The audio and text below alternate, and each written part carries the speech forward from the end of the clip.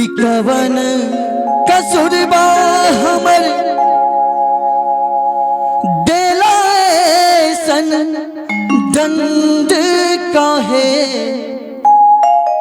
कि हे भोलेनाथ, ऐसी कौन सी कसूर हमसे हुई जो इतना बड़ा दंड आप हम भक्तों को दिए। और वो बालक कहता है कि कवन कसुरबा हमर देला सन दंड काहे।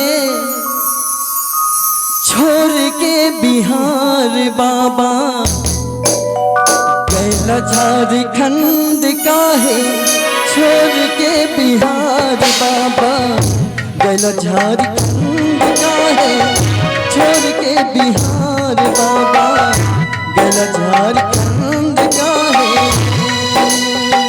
कौन कसुरबा हमर देला सन दंड काहे। कौन कसुरबा हमर देला सन दंड काहे। छोड़ के बिहार बाबा गैला झारखंड काहे। छोड़ के बिहार बाबा।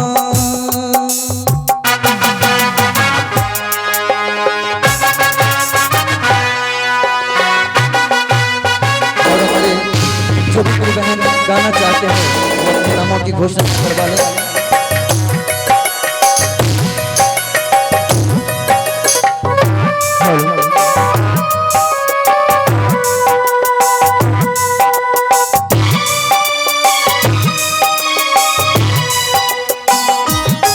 और वो बालक क्या कहता है बाबा भोलेनाथ से कि हे बाबा भोलेनाथ, सुल्तानगंज गेलो हम जलवा भरेला।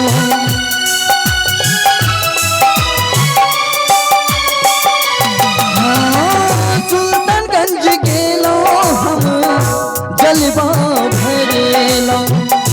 जलवा भरी के हम कांवर सजावेला। सुल्तानगंज गेलो हम जलवा भरेला।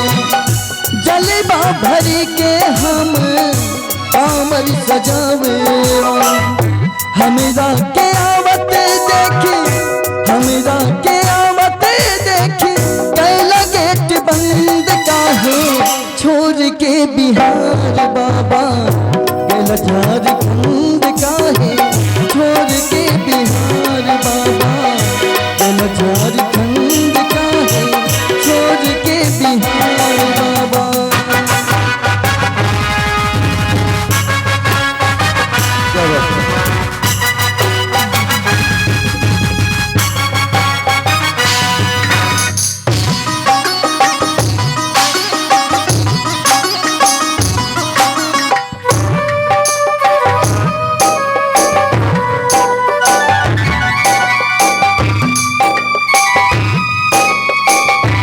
और देखिए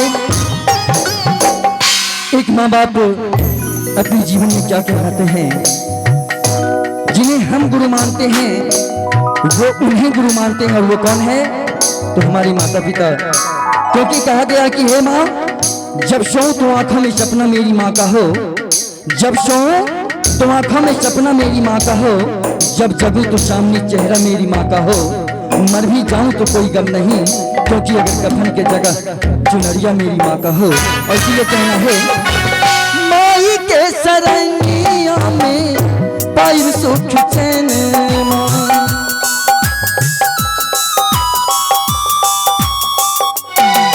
हाँ, माई के सरनिया में पाई सुख चैन माँ। भोला तोरा दुआरा पे भूल जाला मन।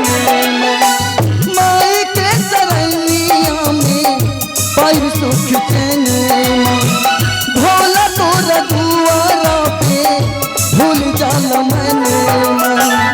हमरा के आवत देखी, हमरा के आवत देखी कैला नजर बंद काहे। छोड़ के बिहार बाबा गैला झारखंड काहे। छोड़ के बिहार बाबा गैला झारखंड काहे। छोड़ के बिहार बाबा कौन कसुरबा हमर